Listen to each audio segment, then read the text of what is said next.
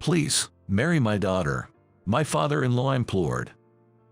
I was so taken aback by his words that my mind went blank. Mary, you mean me and your daughter Emily? Emily is my ex-wife's sister. She's probably just graduated from college. When I met Emily, she was still in middle or high school, and I remember fondly how much I adored her. The thought of me marrying Emily, it's just inconceivable. After all, regardless of who it is, I have no intention of falling in love or marrying again. I'm sorry, but I can't do that. Besides, I have no plans to marry again. I intend to live alone for the rest of my life. I said this and showed my respect. Then my father-in-law made an even more surprising statement. That's even better then. Our interests align perfectly. What do you mean? I'm John. 3 years ago, I lost my beloved wife, Laura. She passed away only 2 years after we got married. When my wife started feeling unwell and we went to the hospital, she was suddenly given only a year to live. Laura endured painful treatments and fought bravely. She held on 18 days longer than her prognosis, but unfortunately, she passed away. At the time, both Laura and I were just 30 years old, and we naturally imagined a happy future with children and a loving family. But all that was lost, and I couldn't harbor any hope for the future. Without Laura, I couldn't imagine a happy life. That's why I thought so. So, of course, I don't want children anymore, nor do I intend to engage in love or marriage. I live a modest life alone, hoping to reunite with Laura in the afterlife and finally live together. I've never been religious, but I find comfort in such thoughts. Then, 3 years later, about a week after Laura's death anniversary, I hadn't seen my in-laws much since Laura's funeral and sorting out her belongings, but they contacted me after a long time. It's been 3 years since she passed. Without thinking deeply, I went to Laura's parents' house as invited. Laura's father is the CEO of a large corporation. Laura was the daughter of the CEO, and she worked at her father's company. I joined a company as a recent graduate and met Laura there. I'm not ambitious, so I never thought about promotions or climbing the corporate ladder. I was surprised to learn after dating that Laura was the CEO's daughter. Her father liked me and even talked about me being the next CEO. But after Laura passed away, I knew I wasn't the one to take over, so I resigned from the company. It was a bit awkward meeting them again after all this time. However, what Laura's father said at their house was completely unexpected. Please, marry Emily. I was so surprised that I went blank. Marry Emily? Me? Emily is Laura's sister. She must have just graduated from college or something.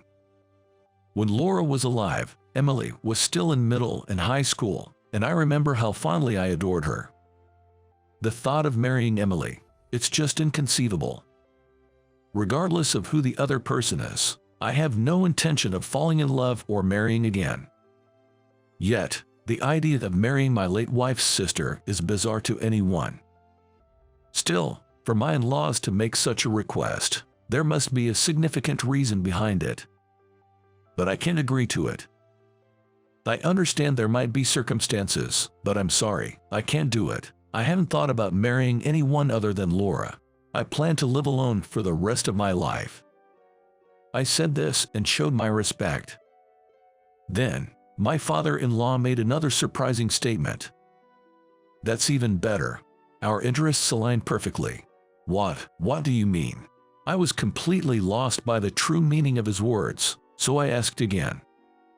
He then suggested, can I call Emily herself? I was confused, but I agreed. When my father-in-law called for Emily, she quietly entered, probably from the next room. She sat down in the chair next to her father, across from me. I've seen Laura and Emily get along many times, but I can't say I'm close to Emily myself. We've only had a few one-on-one conversations, and I thought Emily would be in trouble if she asked me to marry her. I'm really sorry for this sudden request, but Emily insisted. I was shocked again when my father-in-law said that. What? Emily did. I became even more confused. Seeing my confusion, my father-in-law said, "You guys talk about this together," and left the room. There was a moment of silence, and then Emily said, "I'm really sorry for suddenly making such a rude request. I think the last time we met, she was still a student." I was relieved to see she hadn't changed much from her humble and polite demeanor back then, despite such an absurd request. "Well, yes." Unsure of how to respond, I replied hesitantly, and Emily began to explain the situation. "I have a fiancé, but he was someone my father chose for me." I thought such situations only existed in dramas. Being the daughter of a big company CEO must be tough. My father loved my bright, kind, and intelligent sister Laura, and he always said he wanted you to take over the company. Losing both of them, I think he's desperate for an heir. Laura and Emily had no brothers. I guess the company really is in trouble with the successor issue. That's why he wants to marry me off quickly and prepare the next heir, but I don't want to get married. Not ever. Emily's eyes showed a strong resolve, clearly indicating her aversion to marriage. It felt intrusive to ask why she didn't want to marry, so I asked what concerned me most. "Then why do you want to marry me?" She didn't seem to have any affection for me. Emily hesitated before looking me in the eye and saying, "I thought everything would be neatly resolved with you. It's selfish of me. I don't want to marry, but I have to for my father. But I don't want to be in a romantic relationship. Initially, I thought it impossible to find someone who felt the same about marriage and love. But then I remembered you said the same at my sister's funeral. That's why I'm making this selfish request. I'm sorry."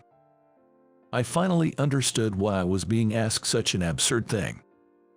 Of course, I don't intend to have a marital relationship or children. If you join my father's company, you could become the next CEO, and the compensation would be substantial. I'll try to meet any questions or demands you have, so please consider it. Emily said this. Aside from the fact of becoming my sister-in-law's husband, there was no particular reason for me to refuse. I'm not passionate about my current job, so working for my father-in-law, who needs me, seems like a way to be useful to someone. I have no siblings, and my parents have already passed away, so entering or leaving a family register wouldn't affect anyone. The most important fact is Emily's desperation, to the point of proposing such an unusual solution. If my marriage can help resolve this situation, it might be worth considering. However, the problem is that she is Laura's sister. Even though there are circumstances, I wonder what Laura would think if she knew I married Emily and lived with her. Even if it's not a romantic relationship, it might not sit well with her. Of course, Laura has passed away and wouldn't know, but I still didn't want to do anything that might sadden her or make me unable to face her, even if it seemed minor. What should I do? My own feelings are strong, but Emily's desperate plea is also reaching me. That's why I couldn't respond immediately, creating an awkward silence. Then, Emily stood up with her eyes filled with tears. I know it's not something I should ask of my sister's husband, but please, I'm begging you. Although I couldn't see her face, I could tell she was crying just by her voice and trembling shoulders. At that moment, I suddenly remembered seeing a similar scene in the past. Back then, still in her school uniform and quite innocent, Emily would cry so much she couldn't speak, and Laura would embrace and comfort her several times.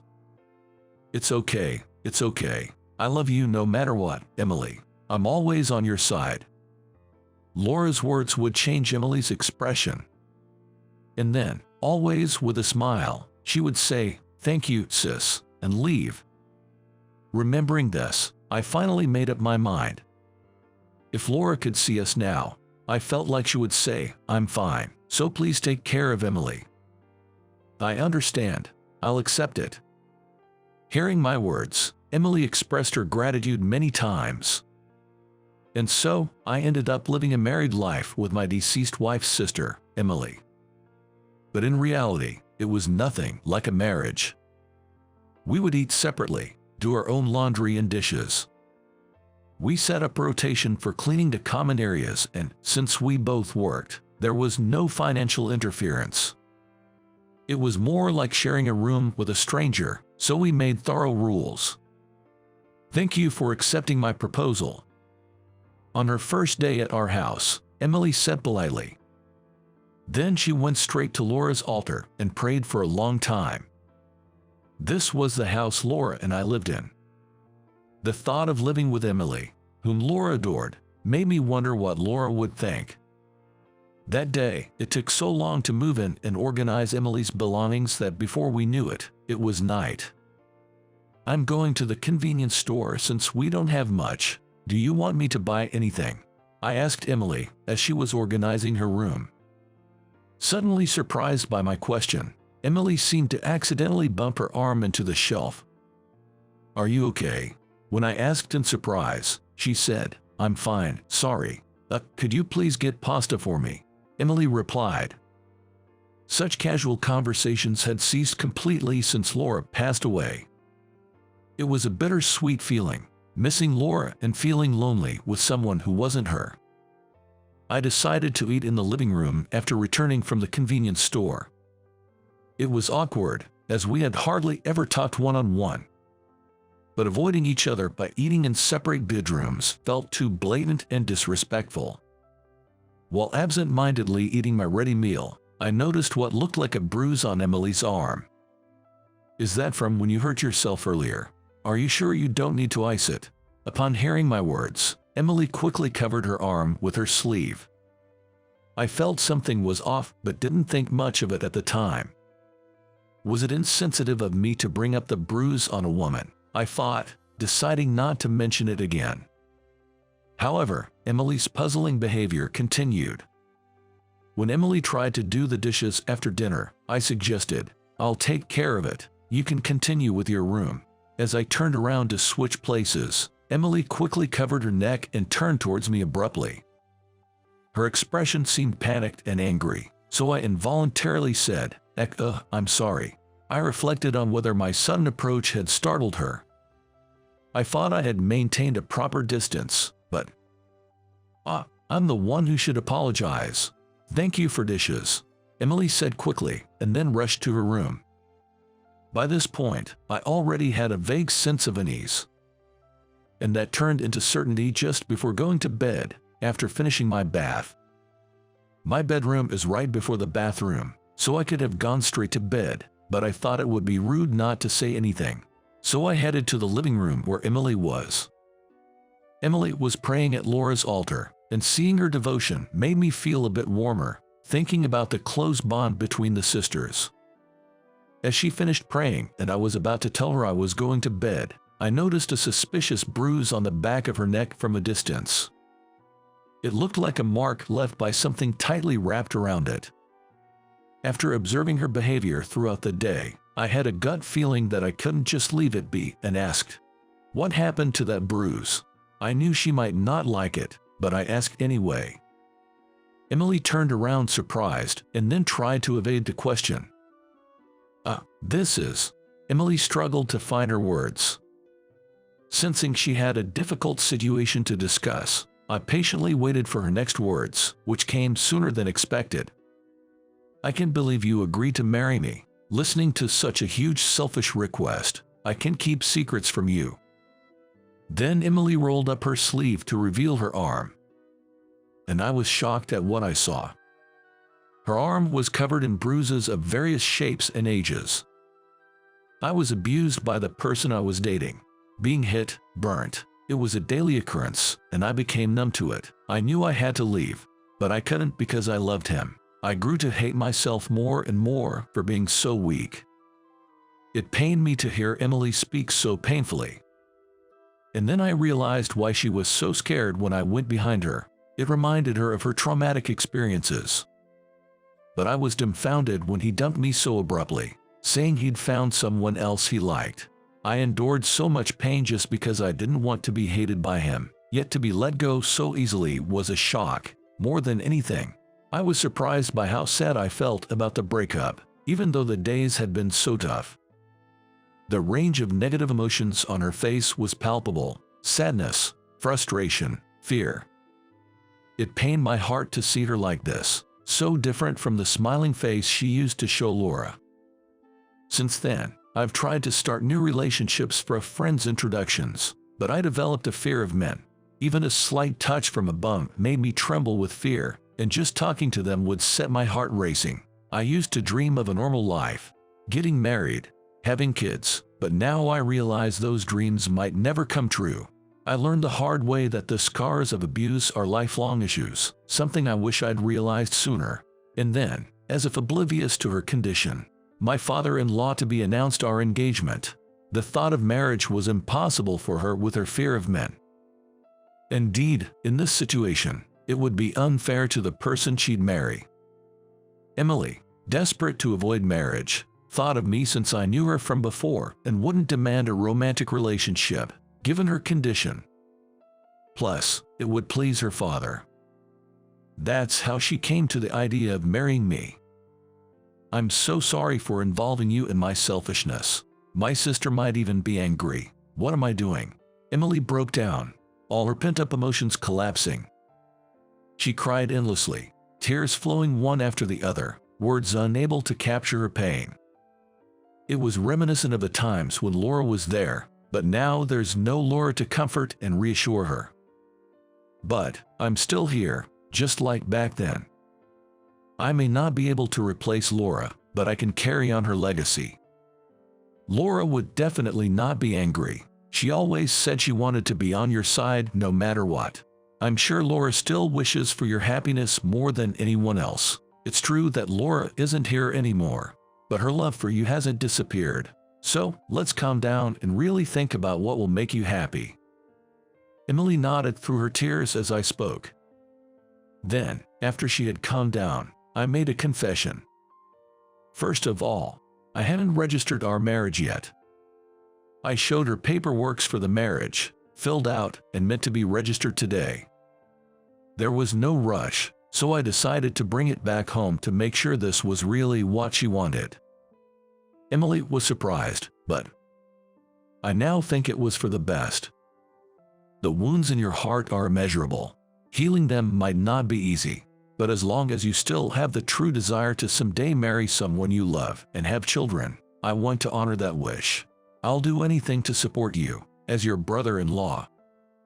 Perhaps her true feelings had been buried under fear, haste, and consideration for her parents.